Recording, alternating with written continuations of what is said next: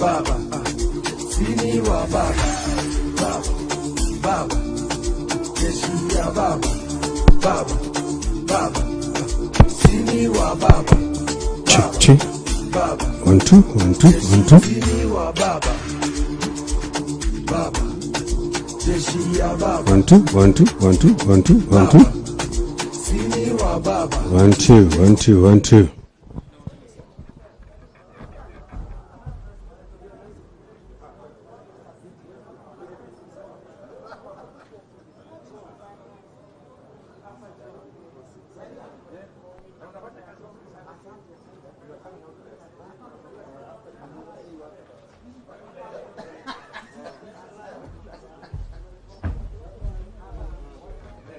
One two, one two, one two, one two, one two.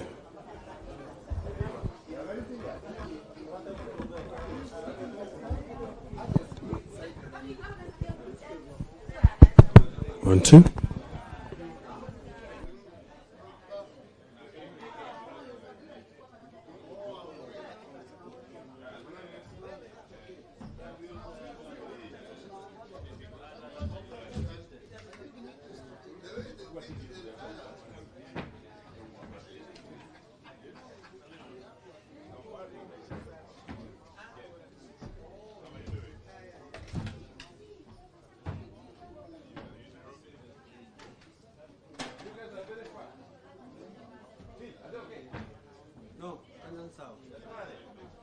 Kenyan South.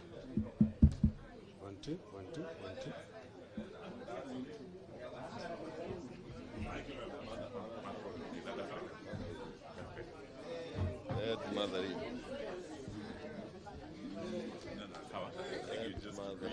I thought they were going to come and flank us. Okay. Yeah. Colleagues, kujeni guys. Good in the flank.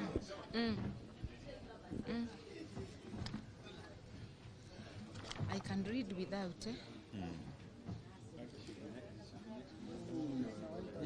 Yeah. Hey, you're the representative. I want to see what difference there is. Yes, Yeah, it becomes. clear. Yeah, yeah. The ODM hegemony. Hegemony. Members of the press, you are ready? Okay.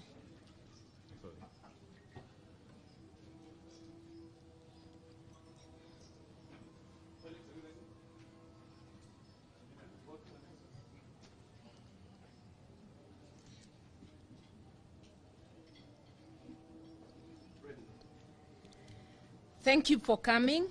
This is our statement titled, What Next After RUTO's Contempt Budget.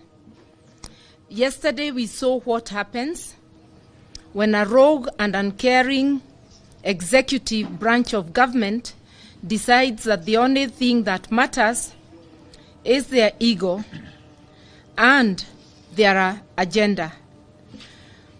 We have learned the hard way that this illegitimate regime can ignore the people, their feelings, their fears, their circumstances, their hopes and aspirations, and force its agenda on the people.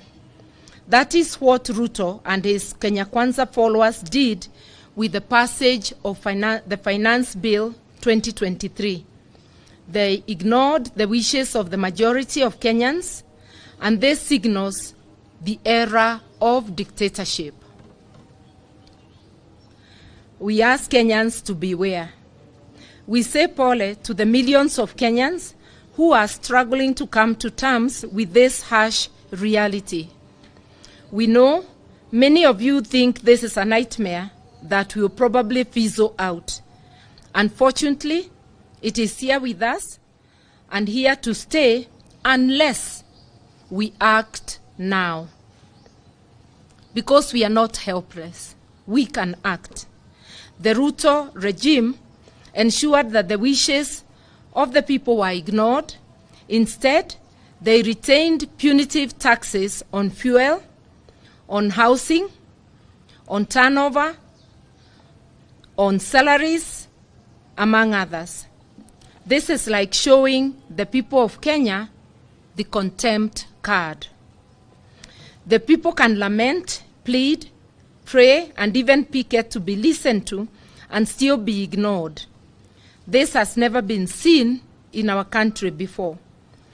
In the run-up to the voting on the finance bill, various polls showed that more than 90% of Kenyans rejected the finance bill. This kind of dictatorship is new. This budget is selfishly tailored to ensure RUTO and his cronies are living large and they eat well, where a majority are suffering. They are getting subsidies to import cooking oil, maize, sugar, rice, among others, as we saw in the media expose recently, and this is all at the expense of vulnerable Kenyans. In this finance bill, the regime's corruption is properly budgeted for. Money for the regime's cronies is hidden in the provisions like fertilizer subsidy, national agricultural and rural inclusivity, national agricultural value chain development, Kenya serious enhancement, whatever that means, emergency locust response, and small-scale irrigation and value addition, among others. What we are saying is that if these provisions are genuine, agriculture being a devolved function, these monies would be devolved to the county, but not left at the center with lofty-sounding words just to be siphoned by the corruption cartels. Where there has been inflation, we must now prepare for hyperinflation. With the new raft of taxes approved yesterday, especially the fuel tax, we must prepare that even the little that remained of our monies will simply vanish. To our MPs who fought gallantly for the people in these times of difficulty, we salute you and we celebrate you. We believe Kenyans do too. We celebrate the fact that whereas the regime had said not even a comma would be removed from the bill, our MPs, while pushing for the millions of Kenyans, were able to force the regime to accept not one, not two, but several amendments. Sadly, those amendments did not include the dreaded double taxation, double rise in taxation of fuel, which is going to have a ripple effect on the cost of living. The amendments managed by our gallant MPs were not enough to guarantee the kind of life Kenyans desire. To the MPs who knowingly supported a bill overwhelmingly rejected by Kenyans, we say to you that the jury is out. Your day of reckoning will come. The writing is on the wall for this regime, and as the Bible tells us, and if I were to quote a certain member of this illegitimate regime, it is as the Bible says, mene mene tekel. We have decided to invite Kenyans to a consultation at the Kumekucha grounds next Tuesday, the 27th of June at 10 a.m., where the next course of action will be decided. Whenever, as a people, we have come together, we have always found a solution, even to our worst problems. This time will be no different. We believe that in the end, it is the people's voices that will prevail. The only time we have suffered longer than we should is only when we have allowed dictators to rule longer than they should. And it is only when divide and rule succeeds. We must not let that to happen. The people can never be helpless in their own country against rogue leadership. Not in a democracy like ours, and not in a the dictatorship they are trying to create.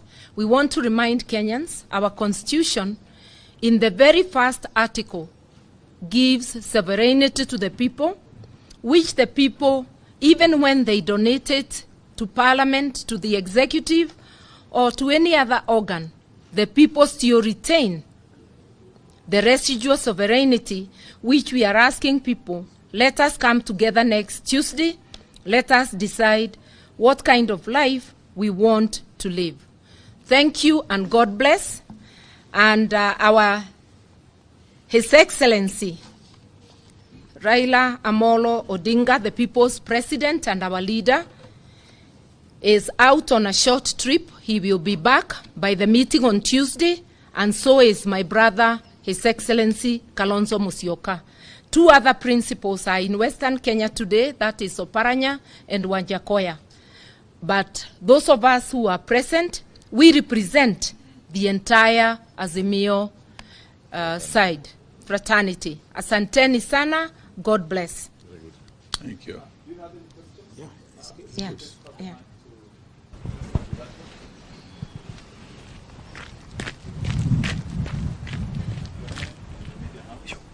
Okay. My name is Joel Chacha from K24 TV. Interior Caesar Kindiki Kithure on Sunday warned that even as Azimio opposes this particular Finance Bill 2023, there should not be an option of going to the streets, as he will not allow that. Perhaps your rejoinder on that. I think we just need to say that the Constitution is where our rights are entrenched.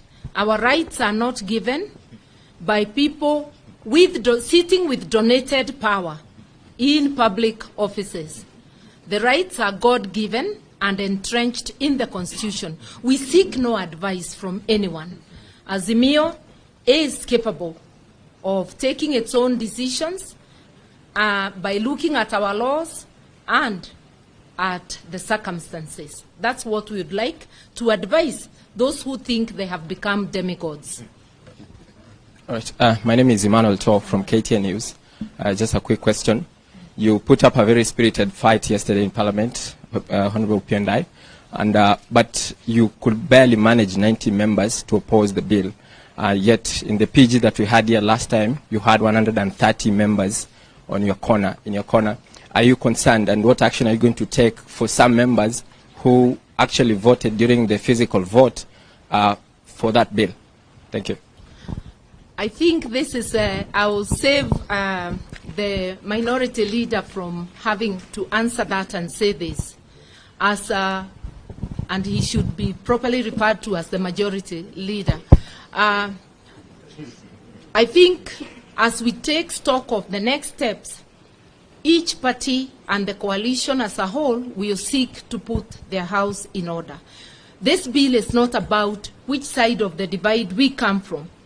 It's actually a question for each MP to ask themselves, were you elected by the executive or by the people? Whom do you represent in Parliament? That is something they will have to reckon with the electorate, even as the parties sit within Azimio to ask themselves what course of action, when we get to know the reason for each individual's absence. Thank you.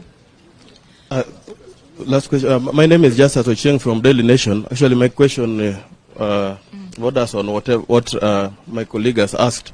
I just want to know, we've seen the Orange Democratic Party is the only party that has written show cause letters to its members who did not participate in the voting during the second reading. Azimio consists of nearly 26 other parties. What is the position of these other parties? I think you also know that the process only concluded last night. So give the parties time to decide what they want to do to move forward. Also give our parliamentary group time, because it will begin from the parliamentary group, then to the individual parties. Let us not preempt. Okay, mimi naitwa Majimaji kutoka Geto Radio. Niko sure Kenyans wanataka hii financial bill ikuwe reversed. Is there a way? Tuesday is the determinant. As we have said, an institution called Parliament gets its mandate from the people, but the people retain the residual power. The executive, the judiciary, everybody, every state officer gets mandate from the people. The people will meet at Kamukunji grounds and they will roar back at Parliament and at the executive. We want to thank you. Last one. My name is Luka Wich from the Star. Is going to court part of your strategy? Are you considering taking legal redress over this matter? Tuesday is the day you get to know what we do. Thank you so much.